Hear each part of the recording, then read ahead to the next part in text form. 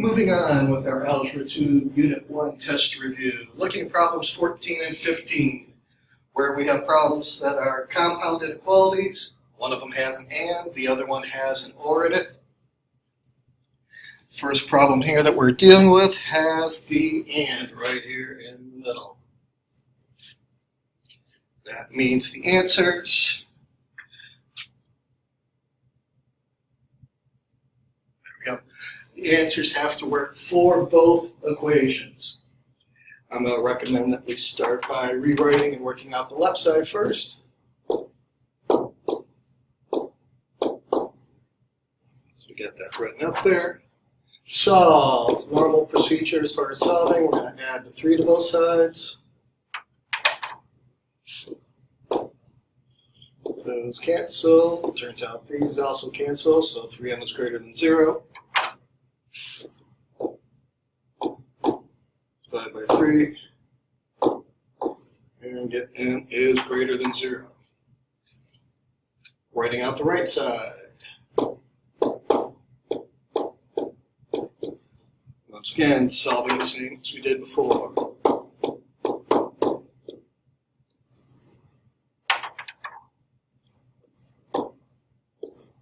Cancel. 19 and 5 should be 24.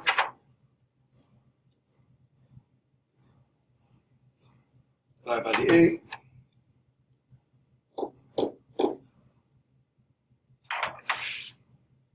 As we pointed out before, this should be an and. So we want all the numbers are going to be bigger than 0 and also smaller or equal to the 3. As far as the graph goes, since there's no equal to at the 0, it's going to get an open circle because we want to make sure that we're representing 0 is not part of the answer set. Closed circle on 3. If you think about it, we want the ones bigger to the right of 0, so we're going this way. We want the ones smaller than 3, so we're going this way. So the ones that work for both would be the ones in between. As far as algebraic solutions go, some teachers are more than happy to take it with the and.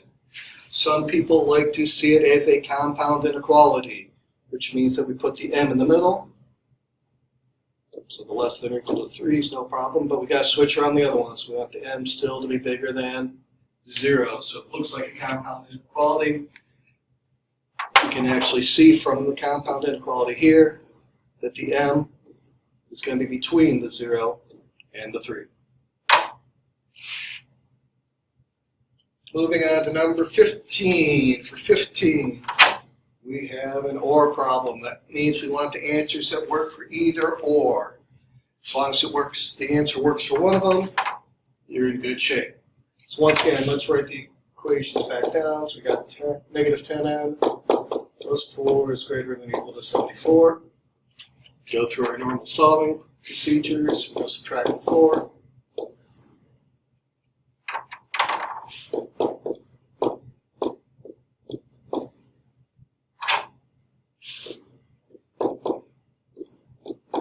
Divide by that negative 10. Once again, hopefully everybody remembers when you divide by a negative number, the direction of the inequality is going to switch. So we'll end up with n is less than or equal to negative 7. Problem on the right.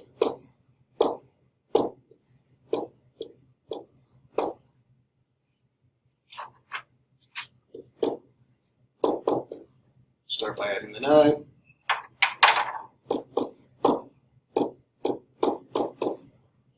It's canceled.